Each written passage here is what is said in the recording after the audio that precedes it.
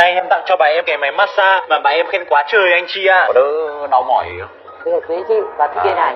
Sắp đến ngày 20 tháng 10 rồi, em cũng không biết là tặng quà gì cho bà của em. Em thấy dạo này bà em thường xuyên vận động hay đau mỏi, nên là phải sắm ngay em máy massage cầm tay này về. Cái máy này có thiết kế rất là hay luôn anh chị ạ. Máy có thiết kế tay cầm dài, có thể dễ dàng massage mọi chỗ trong cơ thể. Máy này có tận 6 đầu massage khác nhau, mỗi vùng cơ thể thì sẽ dùng một đầu riêng. Bà em đau chỗ nào thì dùng đầu massage tương ứng, nên là em cảm thấy cái máy này massage rất là chuyên sâu, nên là cơn đau dịu rất là nhanh và cực kỳ thoải mái. Máy có tận 10 tốc độ và 12 chế độ massage khác nhau anh chị ạ. Nên anh chị yên tâm là máy massage rất là vừa phải, không như mấy cái loại máy khác là mình dùng rất là đau. Sau một ngày làm việc mệt mỏi, lưng tay chân bà có bị đau thì có thể mang em máy này ra dùng luôn, cực kỳ là tiện lợi. Chứ đêm đến mà bà em bị đau người phải ra quán thì cực kỳ là bất tiện luôn. 20 tháng 10 mà anh chị còn chưa biết tặng quà gì cho người thân của mình thì có thể tham khảo ngay em máy massage này nhá, tốt lắm luôn mọi người ạ.